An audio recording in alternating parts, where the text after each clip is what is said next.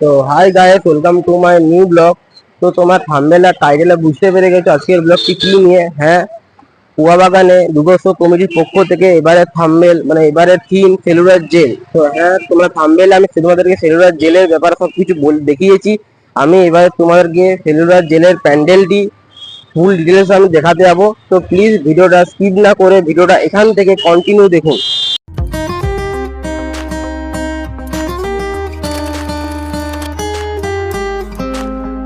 আজকে আমি তোমার সাথে নিউ অনলাইন ক্যাশ উইন গেমের ব্যাপারে কথা বলবো। যেই সব গেম খেলে আমি প্রত্যেকদিন লাখ লাখ টাকা ইনকাম করতে পারবেন। যেমন ধরো উইনজোতে ওয়ার্ল্ড লয়ার, কার রেসিং এবং ফ্যান্টাসি গেম খেলে আপনি প্রত্যেকদিন লাখ লাখ টাকা ইনকাম করতে পারবেন। আমার ডিসক্রিপশনে দেওয়া লিঙ্কে গিয়ে ক্লিক করে উইনজো ডাউনলোড করুন এবং আমার refer code Sudipta blogger use করে প্রথমেই পেয়ে যাবেন 100 টাকা ক্যাশব্যাক।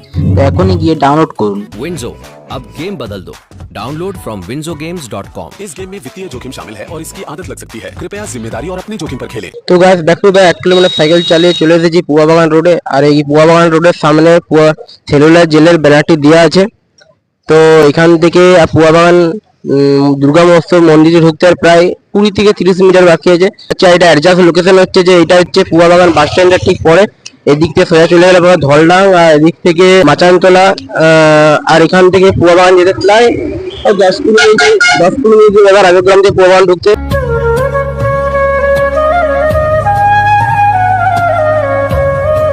তো গায়ে শেষ পর্যন্ত যেখানে সেলুলার জেলের কাজটি চলছে সেখানে আমি চলে এসেছি। তো দেখতে পাচ্ছেন এখানে সেলুলার জেলের কাজটি পুরোপুরি মানে প্যান্ডেলের কাজ পুরোপুরি হয়ে গেছে, শুধু ব্র্যান্ডের কাজ বাকি আছে। তো আমি চেষ্টা করব এই সেলুলার জেলের কিছু সিনেম্যাটিক শট দিয়ে তোমাদেরকে দেখাতে। তো তোমরা প্লিজ ভিডিওটি কন্টিনিউ করবেন।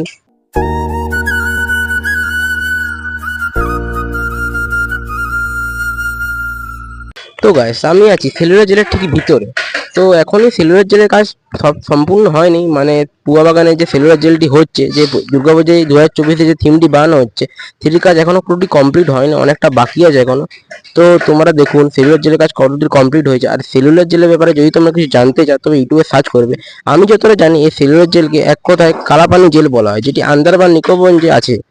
তো তোমরা এর ব্যাপারে যদি কিছু জানতে চাও, আমি অতটা শিওর নয়, মানে অতটা আমি কমপ্লিট ভাবে দেখিনি। তো এই ব্যাপারে কিছু জানতে চাও তবে প্লিজ তোমরা ইউটিউবে সার্চ করে নেবে। তো আমি চাইবো তোমাদেরকে আরো কিছু দৃশ্য দেখাবার এই পুয়া বাগানে।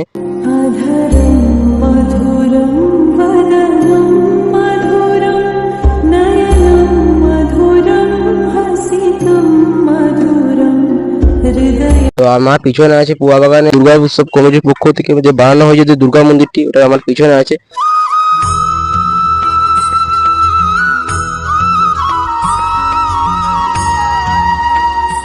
তো গাইস, আমি পুয়া বাগানের সেলুলার জেলের থিমের আর্টিস্টকে জিজ্ঞেস করব যে সব থিম থাকা সত্ত্বেও সেলুলার জেলের থিমটি কেন বেছে নেওয়া হয়েছে।